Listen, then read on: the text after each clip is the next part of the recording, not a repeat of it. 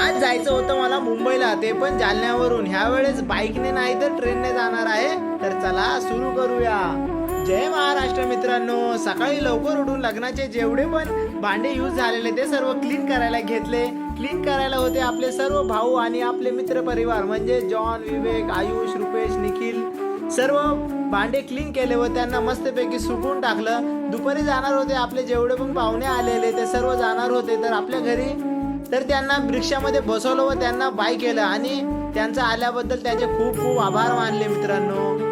मग जाणार होते आपले मोठे बंधू आणि वहिनी आणि रेचल म्हणजेच मोनू. तर त्यांना पण हॅपी जर्नी बोलून त्यांना पण आपण बाय केलं. आणि मग मी जाणार होतो संध्याकाळी मुंबईला. तर माझ्याबरोबर होता प्रेम माझा भाऊ.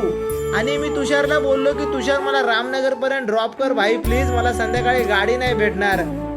तर रामनगरला आलो. मस्तपैकी तिघांनी एक एक लस्सी पिली. तुषारला बाय करून निघालो मी जालना स्टेशनसाठी.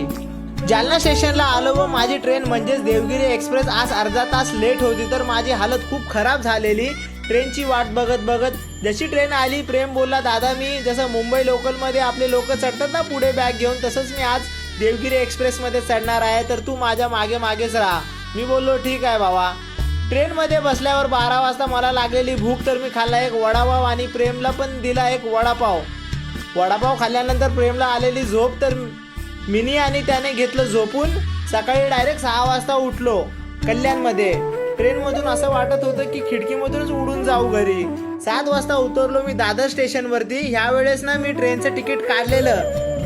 दादर स्टेशनवरून पोहोचलो कांदिवलीला व तेथून आपल्या एरियाचा रिक्षामध्ये बसून मी जातो घरी. तुम्ही तेवढं जाता जाता फॉलो नक्की करा मित्रांनो. भेटूया पुढच्या व्हिडिओमध्ये. जय महाराष्ट्र भावांनो.